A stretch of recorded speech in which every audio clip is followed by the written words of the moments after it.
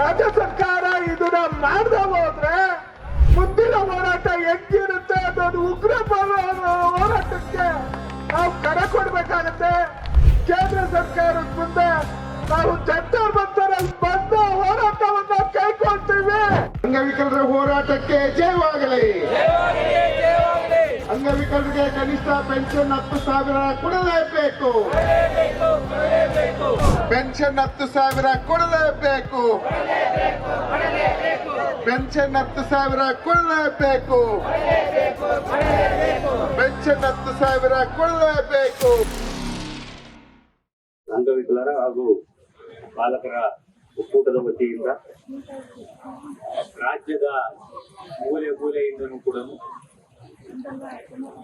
ತುಂಬಾ ಅತ್ಯಂತ ನ್ಯಾಯಯುತವಾದ ಬೇಡಿಕೆಗಳನ್ನು ಸುಮಾರು ಈ ಒಕ್ಕೂಟದ ವತಿಯಿಂದ ನನಗೂ ಕೂಡ ಒಂದು 20 ದಿವಸದಿಂದ ಈ ಒಂದು ಏನು ಬೇಡಿಕೆಗಳಿದಾವೆ, ಸುಮಾರು 18 ಬೇಡಿಕೆಗಳು ಏನಿತ್ತು, ಈ ಪತ್ರ ನನಗೂ ಕೂಡ ಬಂತು. ಈ ಬಂದ ತಕ್ಷಣ ನಾನು ಕೂಡ ಒಕ್ಕೂಟದ ಪದಾಧಿಕಾರಿಗಳನ್ನ ಕರೆದು ಅವರೊಂದಿಗೆ ಸುದೀರ್ಘವಾಗಿ ಮೋಸ್ಟ್ಲಿ 4ನೇ ತಾರೀಕು ಅನ್ಸುತ್ತೆ, 4ನೇ ತಾರೀಕು ಆಯುಧ ಪೂಜೆ 2ನೇ ತಾರೀಕು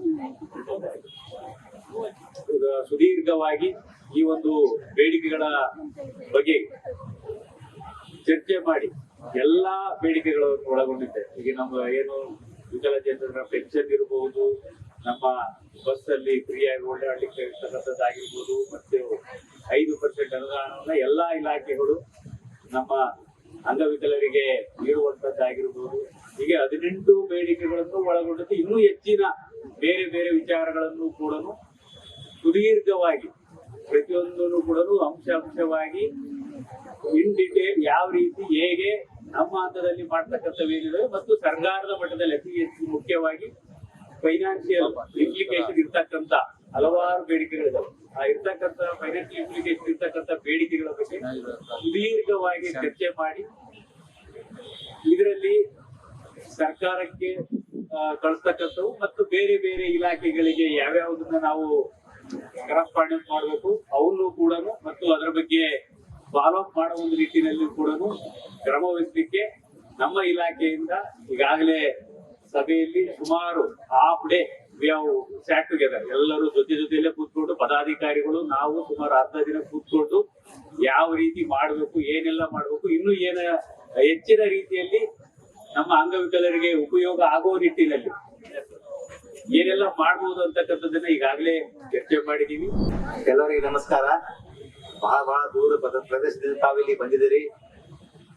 ನನಗೂ ತಕ್ಷಣ ಗೊತ್ತಾಗುತ್ತೆ. ಈಗ ಸುಮಾರು 35 ವರ್ಷದಿಂದ ಈ ಫೀಲ್ಡ್ ನಾ ಇದ್ದೀನಿ. ಅಂಗವಿಕಲತೆ ಹೇಗಿರುತ್ತೆ ಅದು ನಾನು ಪ್ರಾಕ್ಟಿಕಲ್ ಮಾಡಿ ನೋಡಿದೀನಿ ಎಷ್ಟು ಕಷ್ಟಕರ ಅಂತ ಹೇಳಿ. ಮತ್ತು ಹೋದ ವಾರ ನಾಗರಾಜ್ ಅವರು ನಮ್ಮ ಆಫೀಸ್ ಬಂದಾಗ, ಡೈರೆಕ್ಟರ್ ಸಾಹೇಬ್ರ ಆಫೀಸ್ ಬಂದಾಗ ನಾನು ಅಲ್ಲಿ ಇದ್ದ. ಅವರೆಲ್ಲ ಸಲಹೆಗಳು ಬೇಡಿಕೆಗಳು ಹೇಳುವಾಗ ಎಕ್ಸ್ಪ್ಲೇನ್ ಮಾಡುವಾಗ ನಾನು ಅದು ಎಲ್ಲ ಕೇಳ್ತಾ ಇದ್ದೆ. ನನಗೆ ಒಂದೇ ಅನ್ಸ್ತಾರೆ, I am not going to speak so much, ನಾ ಹೆಚ್ಚು ಮಾತಾಡಲ್ಲ ಹೋಗುದಿಲ್ಲ. ಒಂದ್ ನಂಗೆ ಗೊತ್ತಾಗಿದೆ, ಇದರಲ್ಲಿ ಕೆಲವು ಡಿಸಬಿಲಿಟಿ ಇಷ್ಟು ಕಷ್ಟಕರ ಇದ್ದಾವ.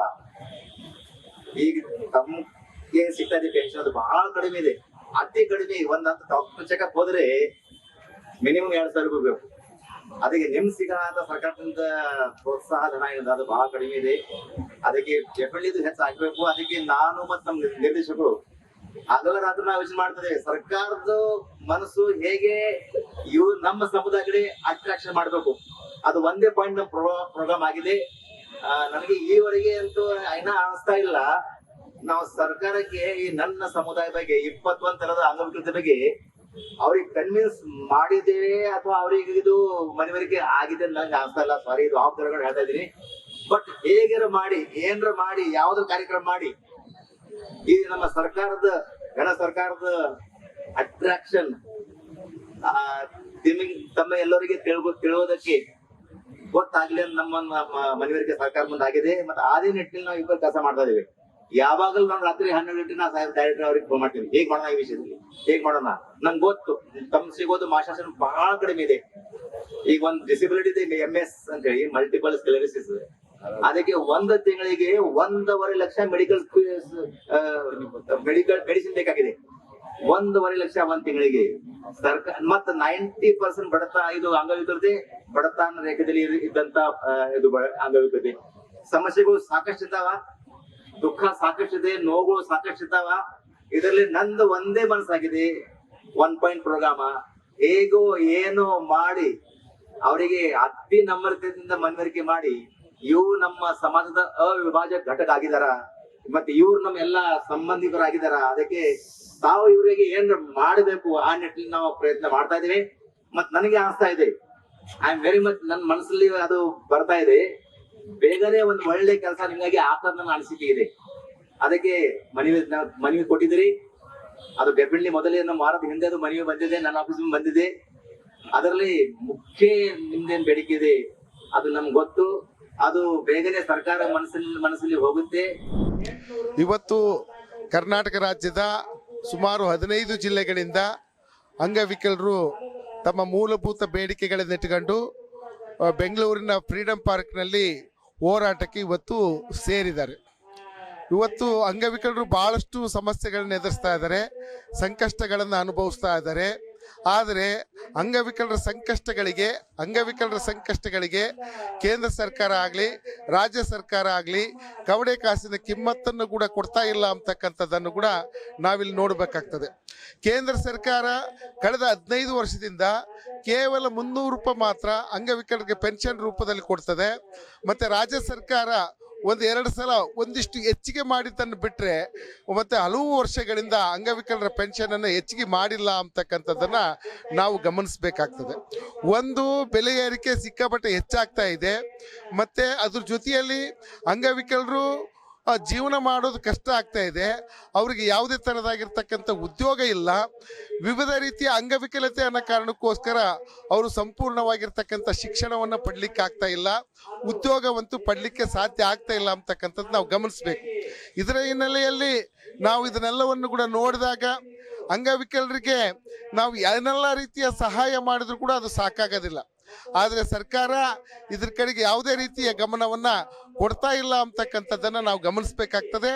ಆ ಕಾರಣಕ್ಕೋಸ್ಕರ ಕರ್ನಾಟಕ ರಾಜ್ಯ ಅಂಗವಿಕಲರ ಪಾಲಕರ ಒಕ್ಕೂಟ ಅವರಿಗೆ ಕನಿಷ್ಠ ಜೀವನ ನಿರ್ವಹಣೆ ಮಾಡಲಿಕ್ಕೆ 10,000 ರೂಪಾಯಿ ನಿರ್ವಹಣಾ ಭತ್ಯೆ ಕೊಡಬೇಕು ಅಂತೇಳಿ ಕೇಳ್ತಾ ಇದ್ದೀವಿ. ಕೇಂದ್ರ ಸರ್ಕಾರ ಇದರಲ್ಲಿ 5,000 ರೂಪಾಯಿಗಳನ್ನು ಕೊಡಬೇಕು, ರಾಜ್ಯ ಸರ್ಕಾರ 5,000 ರೂಪಾಯಿ ಕೊಡಬೇಕು ಅಂತೇಳಿ ಈ ಮೂಲಕ ಅವರನ್ನು ನಾವು ಇವತ್ತು ಈ ಪ್ರತಿಭಟನೆ ಮುಖಾಂತರ ಒತ್ತಾಯ ಮಾಡ್ತಾ ಇದ್ದೀವಿ. ಇದು ಒಂದೇ ವಿಚಾರ ಆಗಿರ್ತಕ್ಕಂಥದ್ದು. ಸರ್ಕಾರ ಈ ಕುರಿತಂತೆ ಯಾವುದೇ ರೀತಿಯ ಭರವಸೆಯನ್ನು ಕೊಟ್ಟಿಲ್ಲ. ನಾವು ಹಲವಾರು ಮನವಿ ಪತ್ರಗಳನ್ನು ಕೊಟ್ಟಿದ್ದೀವಿ. ರಾಜ್ಯ ಮಟ್ಟದಲ್ಲಿ ಹಲವು ಹೋರಾಟಗಳನ್ನು ಮಾಡಿದಾಗೂ ಕೂಡ ಸರ್ಕಾರ ಈ ನಿಟ್ಟಿನಲ್ಲಿ ಯಾವುದೇ ರೀತಿಯ ಭರವಸೆಗಳನ್ನು ಕೊಟ್ಟಿಲ್ಲ. ಈ ಕಾರಣಕ್ಕೋಸ್ಕರ ನಾವು ಇವತ್ತು ಈ ಪ್ರತಿಭಟನೆ ಮುಖಾಂತರ ಸರ್ಕಾರವನ್ನು ಒತ್ತಾಯ ಮಾಡ್ತಾ ಇದ್ದೀವಿ. ಸರ್ಕಾರ ಅಂಗವಿಕಲರ ಕಡೆಗೆ ಗಮನ ಕೊಡಬೇಕು, ಅಂಗವಿಕಲರನ್ನ ಅವರ ಪೆನ್ಷನ್ನ ಹೆಚ್ಚಳ ಮಾಡಲಿಕ್ಕೆ ಸಂಬಂಧಪಟ್ಟಂಗೆ ಒಂದು ಕ್ರಮಗಳನ್ನು ಆಗಬೇಕು ಅಂತಕ್ಕಂಥದ್ದನ್ನು ಈ ಮೂಲಕ ಒತ್ತಾಯ ಮಾಡ್ತಾರೆ. ಎಷ್ಟು ರಾಯಚೂರಿನಿಂದ ಇಲ್ಲಿಗೆ ಬರಕ ಎಷ್ಟು ಕಷ್ಟ ಅಂದ್ರೆ ನಮ್ಮ ಬೋಗಿಗಳು ಟಾಯ್ಲೆಟ್ ಸರಿಯಿಲ್ಲ, ಸರಿಯಾಗಿ ಅಲ್ಲಿ ಅನ್ಯ ಜನರು ನಮ್ಮ ಬೋಗಿ ಅಲ್ಲಿ ಆ ಬೋಗಿಯಲ್ಲಿ ನಮ್ಮ ಅಂಗವಿಕಲರಿಗೆ ಫೆಸಿಲಿಟಿ ಕೊಡ್ತಾ ಇಲ್ಲ. ಅಲ್ಲಿ RPPಗಳು ನಮ್ಗಾಗಿ ಅವರು ನೇಮಕ ಮಾಡಿರ್ತಾರ. ಆದ್ರೆ ನಮ್ಮ ಅಂಗವಿಕಲರು ಬೋಗಿಯಲ್ಲಿ ಬಂದು ನಿಂತು ಸಾಮಾನ್ಯ ಜನರನ್ನು ಇಳಿಸಿ ನಮ್ಮನ್ನು ಏರಿಸತಕ್ಕಂತ ಕೆಲಸ ಮಾಡ್ತಾ ಇಲ್ಲ. ಯಾಕಂದ್ರೆ ಈ ಬಸ್ಸಿನಾಗಿನೂ ಅಂಗವಿಕಲರ ಒಂದು ರಿಸರ್ವ್ ಸೀಟ್ ಇರ್ತದ ಅಂಗವಿಕಲರಿಗಾಗಿ ಬಸ್ಸಿನಲ್ಲ. ಆ KSRT ಅವರು ಕಂಡಕ್ಟರ್ ನಾವು ಹೇಳಿದ್ರೆ ನಮಗೆ ಬೈತಾರಪ್ಪ ಅಂತ ಹೇಳ್ತಾರೆ. ಆದ್ರೆ ಅಲ್ಲಿ ವಿಕಲಚೇತನಿಗಾಗಿ ಅಂತಂದು ಒಂದು ಬೋರ್ಡ್ ಹಾಕಿರ್ತಾರ. ಆದ್ರೂ ಸಾಮಾನ್ಯ ಜನರು ಕುಂತ್ರು ನಮ್ಮಂತವ್ರಿಗೆ ಕೆಳಗ್ ಕುಂತ್ರು ನಡೀತದ. ಅವ್ರು ಅದಕ್ಕೋಸ್ಕರ KSRT ಅವ್ರನ್ನ ಗಮನ ತಗೊಳ್ತಾ ಇಲ್ಲ. ಇನ್ನು ಮುಂದೆ ನೋಡಿದ್ರೆ ಉದ್ಯೋಗದಲ್ಲಿ ಅನ್ಯಾಯ ಇದೆ, ಆಮೇಲೆ ಶಿಕ್ಷಣದಲ್ಲಿ ಅನ್ಯಾಯ ಇದೆ. ಘನತೆ ಜೀವನ ಮಾಡಬೇಕಂತಂದ್ರೆ ಅಲ್ಲಿನೂ ಅನ್ಯಾಯ ಇದೆ. ನಮ್ಗೆ ಏನಿಲ್ಲ, ಶಿಕ್ಷಣ ಕೊಡಿ, ಉದ್ಯೋಗ ಕೊಡಿ, ಶಿಕ್ಷಣ ಕೊಡಿ. ಇಲ್ಲವಾದಲ್ಲಿ ನಮಗೆ ಘನತೆ ಜೀವನ ಮಾಡ್ಕೊಳ್ಳಕ್ಕೆ 10,000 ರೂಪಾಯಿ ನಿರ್ವಹಣಾ ಭತ್ಯೆ ಕೊಡಿ. 10,000 ರೂಪಾಯಿ ನಮಗೆ ನಿರ್ವಹಣಾ ಭತ್ಯೆ ಕೊಡಿ.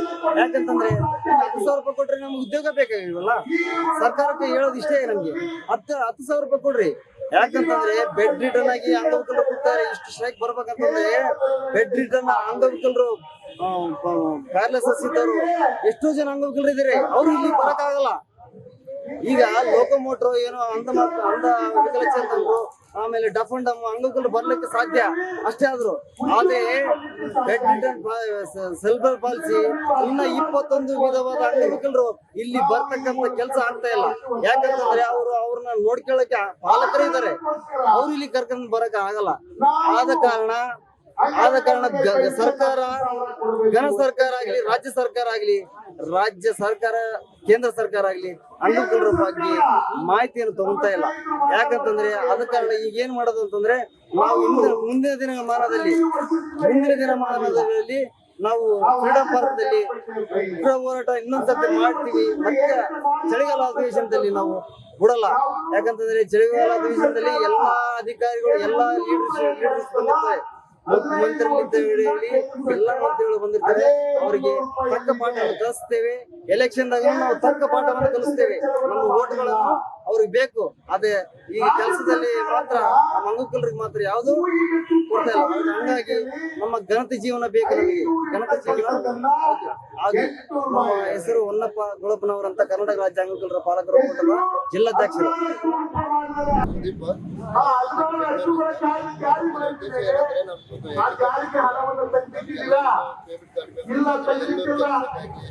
ಬಸ್ಸಲ್ಲಿ ಓಡಾಡ್ತೀವಿ.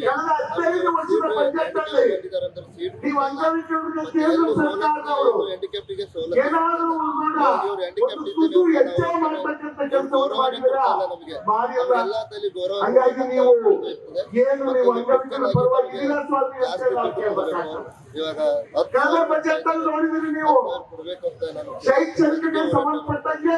ನಮಗೆ ವಿಡಿಯೋ ಐಡಿ ಕಾರ್ಡ್ನಿಂದ ಒಂದು ಸ್ವಲ್ಪ ಮಟ್ಟಿಗೆ ಗಾಡಿ ಮೇಲಿಂದ ಬಿದ್ದು ವಿಡಿಯೋ ಐಡಿ ಕಾರ್ಡ್ ತಗೊಂಡು ನಮಗೆ ತೊಂದರೆ ಕೊಡಕತ್ತಿದ್ದಾರೆ ಜನ. ಇಲ್ಲಿ ಲಂಚ ತಗೊಂಡು ವಿಡಿಯೋ ಐಡಿ ಕಾರ್ಡು ವಿತರಣೆ ಮಾಡಕತ್ತಾರ. ತಾರತಮ್ಯ ಅದನ್ನು ತೆಗೆದಾಕ್ಬೇಕು. ಒಂದು ಅಂಗವಿಕಲರಿಗೆ 100 ಕಿಲೋಮೀಟರ್ 680 ರೂಪಾಯಿ, ನೀವು 680 ರೂಪಾಯಿ ನೀವು 100 ಕಿಲೋಮೀಟರ್ ನೀವು ತಗೊಂತಿದ್ದೀರಿ. ಅದೇ 680 ರೂಪಾಯಿ ತಗೊಂಡಲ್ಲಕ ಆಲ್ ಕರ್ನಾಟಕ ನಮಗೆ ಪಾಸ್ ಉಚಿತವಾಗಿ ಕೊಡಬೇಕಾಗಿದೆ ವಿನಂತಿ. ಆದ ಕಾರಣ ಇದರಿಂದ ಮಹಾಶಾಸನವನ್ನು 3,000 ರೂಪಾಯಿ ಕೊಡ್ತಂತಂದು ಈ 3 ವರ್ಷದಿಂದನೂ ಹೇಳಿಕೆಂತಾನು ಬಂದ್ರಿ, ಕೊಡಲಿಲ್ಲ. ಈಗ 10,000 ರೂಪಾಯಿ ನೀವು ಕೊಡ್ತಕ್ಕಂಥ 1,400 ರೂಪಾಯಿ ನಮಗೆ ಮಹಾಶಾಸನ ಕೊಡ್ತಿದ್ರಿ. ಈಗ ವೆಚ್ಚಕ್ಕೆ ನಾವು ತಗೊಂಡದಕ್ಕೆ ವೆಚ್ಚಕ್ಕಾಗಲ್ಲ. ಅದು ಈಗ ಮಕ್ಕಳು ಓಸೋದಾತು, ನಾವು ಎಚ್ಚಕ್ಕಾತು ದಿನಸ ಏನು ತಗೋಣಕ್ಕೆ ಆಗೋದಿಲ್ಲ. ಆದ ಕಾರಣ ದಯವಿಟ್ಟು ನಿನ್ನೆ ಟ್ರೈನಿಗೆ ಬಂದಿವಿ, ಅಂಗವಿಕಲರಿಗೆ ಕುಂದ್ರಕ್ಕೆ ಸಿಗವಿಲ್ಲ, ಬೋಗಿ ಸಣ್ಣದು ಕೊಟ್ಟಾರ ನಮಗೆ, ಮೇಲೆ ಕುಂತ್ಕೊಂಡ್ ಬಂದಿವಿ. ಆದ ಕಾರಣ ಅದು ಒಂದು ಬೋಗಿಯನ್ನು ದೊಡ್ಡದೊಂದು ಬಿಡುಗಡೆ ಮಾಡಿ ಕೊಡ್ಬೇಕು ನೀವು. ಅದು ಆದ ಕಾರಣದಿಂದ ನಮಗೆ ಪಗಾರ ವೆಚ್ಚ ಮಾಡಬೇಕು. ಗಾಡಿಗಳು ಅಂಗವಿಕಲರು ಯಾರು ಇದಾರ ಅಂಗವಿಕಲರಿಗೆ ಗಾಡಿ ಕೊಡ್ಬೇಕು. ಏನು ಪರ್ಸೆಂಟೇಜ್ ಏನು ಮಾಡಿದಾರಲ್ಲ ಅದನ್ನ ಕೈಲಾಕಿ ನಾವು ಅಂಗವಿಕಲರಿಗೆ ಒಂದು ಪಿಂಚಣಿ ಹೆಚ್ಚಳ ಮಾಡಬೇಕು ಅನ್ನೋದು. ಏನಾದ್ರು ಪಿಂಚಣಿ ಸಮಾನತೆಯನ್ನು ಮಾಡದೇ ಇದ್ದಲ್ಲಿ ಅಂಗವಿಕಲರಿಗೆ ಒಂದು ಅನ್ಯಾಯ ಆಗಂಥದ್ದು. ಹಾಗಾಗಿ ಈಗ ಉದ್ಯೋಗ ಇವತ್ತು ಅಂಗವಿಕಲರಿಗೆ ಸರಿಯಾದ ಉದ್ಯೋಗ ಕೊಡ್ತಾ ಇಲ್ಲ ಮತ್ತು ಅಂಗವಿಕಲರಿಗೆ ಒಂದು 5% ಅನುದಾನ ಕೊಡ್ತಾ ಇಲ್ಲ. ಮತ್ತು ಆಮೇಲೆ ಸೌಲಭ್ಯವನ್ನು ಕೊಡಲಿಕ್ಕೆ ಸರ್ಕಾರ ಇದ್ದಾಗಿದೆ. ಇದು ಪೂರ್ತಿ ಅನ್ಯಾಯ. ಸರ್ಕಾರ ಯಾವುದೇ ರೀತಿಯಾಗಿ ಅಂಗವಿಕಲರಿಗೆ ಸಂಪೂರ್ಣವಾಗಿ ತಡೆಗಣಿಸುವಂತ ಸರ್ಕಾರ ಇದು. ಹಾಗಾಗಿ ನಾವು ಕೇಳ್ತಕ್ಕಂಥ ಸಿದ್ದರಾಮಯ್ಯ ಅವರಿಗೆ ಏನಂತಂದ್ರೆ ನಮ್ಗೆ ಅಂಗವಿಕಲರಿಗೆ 10,000 ರೂಪಾಯಿಯನ್ನು ಅಂಗವಿಕಲರಿಗೆ ಇವತ್ತು ಮಹಾಶಾಸನ ಹೆಚ್ಚಳ ಮಾಡಬೇಕು. ಎಲ್ಲ ಅಂಗವಿಕಲರಿಗೆ ಉದ್ಯೋಗ ಮಾಡಬೇಕು ಮತ್ತು ಎಲ್ಲ ಅಂಗವಿಕಲರಿಗೆ ರಾಜ್ಯಾದ್ಯಂತ ಒಂದು ಬಸ್ ಪಾಸ್ ಮಾಡ್ತಿದ್ದೀವಿ. ಕೇಂದ್ರ ಸರ್ಕಾರ ನಮ್ಮ ಮಾತುಗಳನ್ನ ಕೇಳದೆ ಹೋದ್ರೆ ಮುಂದಿನ ದಿನಗಳಲ್ಲಿ ರಾಜ್ಯಾದ್ಯಂತ ಅಂಗವಿಕಲರು ಹೋರಾಟವನ್ನ ತೀರ್ಮಾನ ಮಾಡಬೇಕಾಗತ್ತೆ. ರಾಜ್ಯ ಸರ್ಕಾರಕ್ಕೆ ಎಚ್ಚರಿಕೆ ಕೊಡ್ತಾ ಇದೀವಿ. ರಾಜ್ಯ ಸರ್ಕಾರ ಇದನ್ನ ಮಾಡದೆ ಹೋದ್ರೆ ಮುಂದಿನ ಹೋರಾಟ ಹೆಂಗಿರುತ್ತೆ ಅದೊಂದು ಉಗ್ರ ಹೋರಾಟಕ್ಕೆ ನಾವು ಕರೆ ಕೊಡ್ಬೇಕಾಗತ್ತೆ. ರಾಜ್ಯ ಸರ್ಕಾರ ಅದನ್ನ ಮಾಡದೆ ಹೋದ್ರೆ, ರಾಜ್ಯ ಸರ್ಕಾರ ಕೇಂದ್ರ ಸರ್ಕಾರ ಮಾಡದೆ ಹೋದ್ರೆ ಕೇಂದ್ರ ಸರ್ಕಾರದ ಮುಂದೆ ನಾವು ಜಂತರ್ ಮಂತರಲ್ಲಿ ಬಂದ ಹೋರಾಟವನ್ನ ಕೈಗೊಳ್ತೀವಿ. ಡೆಲ್ಲಿ ಚಲೋ ಮಾಡಬೇಕಾಗತ್ತೆ. ಎಚ್ಚರಿಕೆಯನ್ನ ಕೇಂದ್ರ ಸರ್ಕಾರಕ್ಕೆ, ರಾಜ್ಯ ಸರ್ಕಾರಕ್ಕೆ ಎಚ್ಚರಿಕೆ ಕೊಡ್ತಾ ಇದ್ದೀವಿ. ಇದೇ ಕಡೆ ಎಚ್ಚರಿಕೆಯನ್ನ ಕೇಂದ್ರ ಸರ್ಕಾರಕ್ಕೆ, ರಾಜ್ಯ ಸರ್ಕಾರಕ್ಕೆ ಹೇಳ್ತಾ ಇದ್ದೀವಿ. ಕೇಂದ್ರ ಸರ್ಕಾರ, ರಾಜ್ಯ ಸರ್ಕಾರದ ಪ್ರತಿನಿಧಿಗಳು ಬರದೆ ಹೋದ್ರೆ ಇವತ್ತು ರಾತ್ರಿ ಹಗಲು ರಾತ್ರಿ ದಂಡೆಯನ್ನ ತೀರ್ಮಾನ ಕೈಗೊಳ್ಳಬೇಕಾಗತ್ತೆ.